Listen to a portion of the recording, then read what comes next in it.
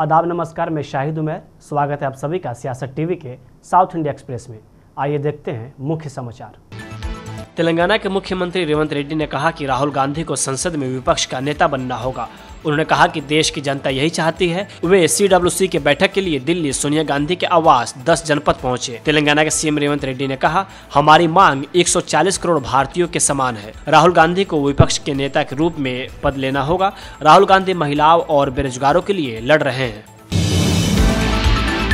Media personality और Ramoji group के chairman Ramoji Rao का आज सुबह 4:50 पर निधन हो गया। उन्होंने हैदराबाद के स्टार हॉस्पिटल में 87 साल की उम्र में अंतिम सांस ली। रामोजी 5 जून से ICU में भर्ती थे।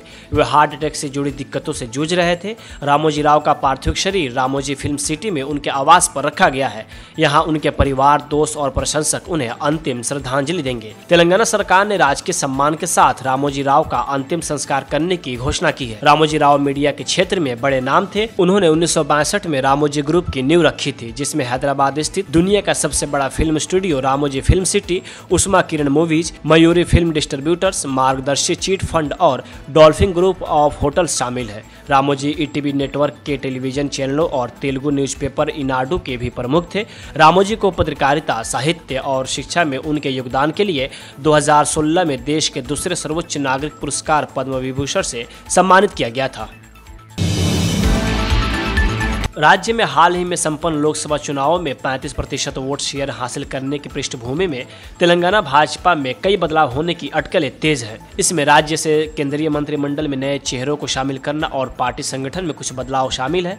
वायरल हो रही अटकलों पर यकीन किया जाए तो प्रदेश बीजेपी अध्यक्ष जी किशन रेड्डी JP नड्डा की जगह बीजेपी के राष्ट्रीय अध्यक्ष बन सकते हैं। पता चला है कि मध्य प्रदेश के पूर्व CM शिवराज सिंह चौहान इस पद में दूसरे दावेदार हैं। यह भी कहा जा रहा है कि भाजपा बंदी संजय कुमार और महबूबनगर से DK अरुणा और चेवल्ला से कोंडा विश्वेश्वर रेड्डी को केंद्रीय मंत्रिमंडल में राज्य मंत्री के रूप में शामिल कर सकती है। अगर किशन रेड्डी भाजपा के राष्ट्रीय अध्यक्ष बनते हैं तो एटाला राजेंद्र को राज्य भाजपा अध्यक्ष के रूप में नियुक्त कर सकती है। तेलंगाना के मुख्यमंत्री रेवंत रेड्डी ने ईनाडू मीडिया समूह के अध्यक्ष और रामोजी फिल्म सिटी के संस्थापक रामोजी राव के निधन पर शोक व्यक्त किया। रामोजी राव का आज सुबह तेलंगाना के हैदराबाद स्टार अस्पताल में इलाज के दौरान निधन हो गया। तेलंगाना के CM रेड्डी ने राव के निधन पर दुख व्यक्त किया और तेलुगु पत्रकारिता और उद्योग में उनके योगदान पर प्रकाश डाला। उन्होंने X पर पोस्ट करते हुए कहा कि आज प्रख्यात उद्योगपति और पद्म विभूषण से सम्मानित चेरुकुरी रामोजी राव के निधन से बहुत बड़ा झटका लगा है। उन्होंने आगे कहा कि राव को तेलुगु पत्रकारिता में विश्वसनीयता और तेलुगु औद्योगिक क्षेत्र में मूल्य जोड़ने का श्रेय दिया जाता है। तेलुगु प्रेस और मीडिया क्षेत्र कभी भी रामोजी राव द्वारा छोड़ी गई कमी को पूरा नहीं कर पाएगा। ईश्वर से उनकी आत्मा को शांति देने की प्रार्थना करता हूं। परिवार के सदस्यों के प्रति मेरी गहरी संवेदनाएं। 4 जून 2024 को घोषित नीट 2024 के नतीजों ने एक बड़े विवाद को जन्म दे दिया है। कांग्रेस और BRS दोनों पार्टियों ने कथित अनियमितताओं की उच्च स्तरीय जांच की मांग की है।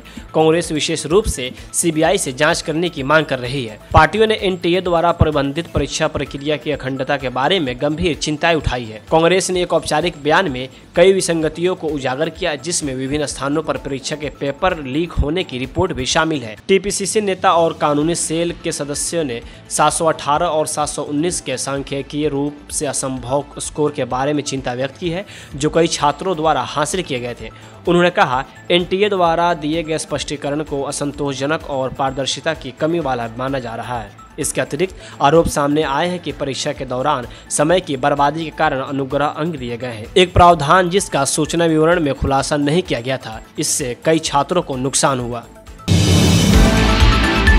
TPCC के वरिष्ठ उपाध्यक्ष और चुनाव आयोग समन्वय समिति के अध्यक्ष G निरंजन ने आरोप लगाया कि नरेंद्र मोदी ने अपने तीसरे कार्यकाल की शुरुआत से पहले ही शेयर बाजार में उथल पुथल पैदा कर दिया, जिसके परिणाम स्वरूप 31 लाख करोड़ रुपए का नुकसान हुआ। पत्रकारों से बात करते हुए उन्होंने कहा कि 13 मई को अमित शाह और 15 मई को मोदी ने एक राष्ट्रीय चैनल पर इंटरव्यू में लोगों से 4 जून तक शेयर खरीदने का आह्वान किया, अन्यथा उनका मूल्य निवेशकों की पहुँच से बाहर हो जाएगा। नतीजा यह हुआ कि 1 जून को जब एग्जिट पोल के नतीजे से संकेत मिला कि एनडीए को 400 से ज्यादा सीटें मिली तो शेयर बाजार में एक ही दिन में 13 लाख करोड़ रुपए का उछाल आया, लेकिन जब 4 जून को वास्तविक चुनाव नतीजे आए तो शेयर बाजार को 31 लाख करोड़ रुपए का नुकसान हुआ। उन्होंने कहा कि इस घोटाले के लिए मोदी और शाह पूरी तरह जिम्मेदार है। निरंजन ने पूछा कि क्या मोदी और शाह शेयर दलाल हैं जो लोगों से शेयर खरीदने के लिए कहेंगे। अतीत में किसी भी राजनेता ने शेयर बाजार को उतना प्रभावित नहीं किया जितना मोदी और शाह ने किया। यह सब एग्जिट पोल के आयोजकों के साथ मिलकर किया गया था।